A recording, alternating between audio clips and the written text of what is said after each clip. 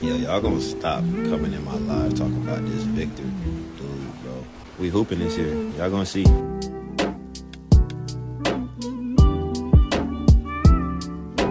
Hi team, today we're going to be tuning into a clip from the Deep 3 where this just came out like 2 days ago. Yep, 2 days ago down here, and De'Aaron Fox is talking about life as a Spur. Now I listened to the whole thing and there was nothing really that jumped out at me. This is not a shot at the Deep 3 members because they got De'Aaron Fox on their podcast, but I wish they asked questions that were a little bit more in depth to where he could talk about the Spurs a little bit more. But there was a clip that stood out to me, and so I want to talk about it here on the channel. With that being said, y'all be sure to leave a like and let's just go ahead and jump straight into it. How quick your trigger is and how much they have to respect you in that way, even more than just the percentages.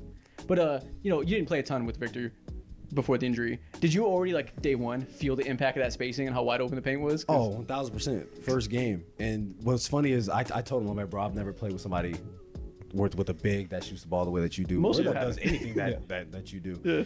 And for him, he never played with a guard like me, as dynamic as me, that could put the ball in the basket.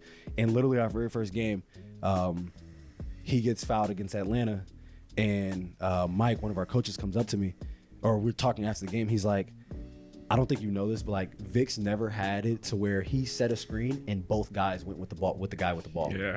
Because he came up and he slipped the screen and both guys came to me, and I'm like, well, I've never had it. It's never been too many times where I've come off a ball screen and they mess up a switch and both go with him.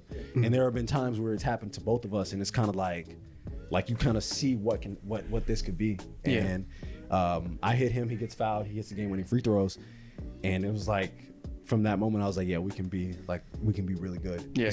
Man, watching this makes me feel a little bit sad because we didn't get to see a full season or like full half season. They had a possibility to get into the play-in, but things happen, and I think it was just unfortunate because it could have been an experience where they could have went through the feeling out process where the stakes weren't as high. Whereas next year, you really want to make the playoffs and the stakes are a little bit higher compared to if you had the full season or the full second half of the season. You could have had room for error while still trying to build chemistry and get through that feeling out process.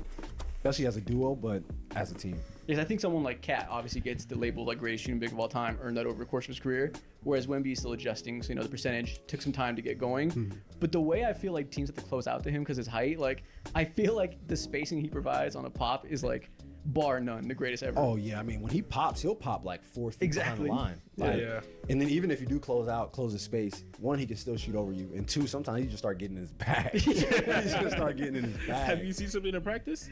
So we They haven't practiced together, but no, that's completely right. I think Cat is most commonly known as the best big man shooter in the league, but Wemby, he's on his way to surpassing that because just the range he has, like you have to close out from half court. As soon as he steps past half court, he's a threat to make it. And so by the end of his career, I don't think it's going to be Cat known as the greatest big man shooter. It's going to be Wemby. So here's the clip that they were talking about, and right here, this was the Atlanta game, De'Aaron Fox's first game, coming down to the wire, 125, and this is the play that Mitch Johnson drew up. Just a simple little pick and roll. And De'Aaron Fox said Mike. I'm not sure which one of those coaches are named Mike because I'm not that in tune with the assistant coaches, but it's an interesting perspective saying that he's never played with someone like De'Aaron Fox. And when you think about it, he really hasn't. Like overseas, you had some former NBA players. I don't know exactly who he played with, but there was definitely none the caliber of De'Aaron Fox. So it's going to be an adjusting period to learn how to play with someone as dynamic as Fox, but I think Wemby could do it. And Fox isn't going to come in and try to take over and make it his team. He knows it's Wemby's team, so I think they're going to be a good duo. And part of it is right here. So coming up off this screen,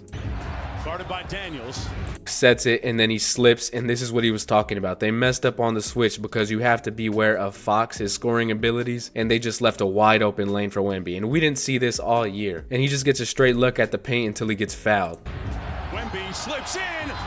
And so this is one of the problems that I talked about a little bit earlier throughout the season. We didn't have a scoring threat guard. This was a little bit before Steph Castle found his groove and his shot. Guarded by Daniels.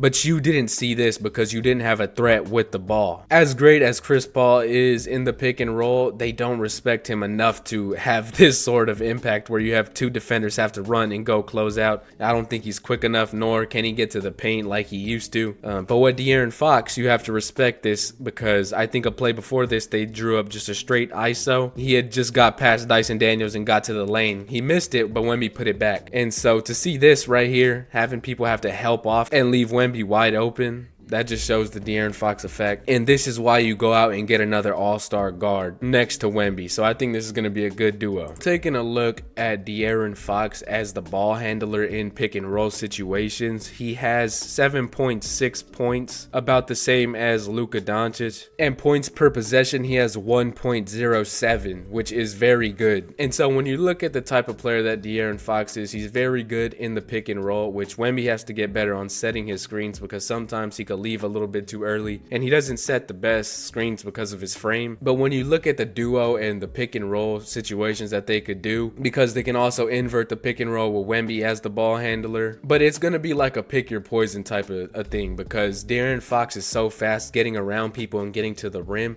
And then you also have Wemby who could pop from half court. Not to mention he can also slip and be the best lob threat in the league. So when you have an efficient pick and roll ball handler like De'Aaron Fox, it just makes the game so much easier. And I think that's going to be something that we see a lot of next season, especially with Chris Paul being out of the lineup and the Spurs are able to push the pace a little bit more and speed things up. So I think they hit it spot on. The duo is going to be very good for years to come. And that game right there, the Atlanta game, was just a glimpse of what they can do all next season. With that being said, y'all be sure to leave a like, comment down below, and subscribe to Spurs Spotlight. Until then, it's being boy Chris, and I'll catch y'all later. I'm out.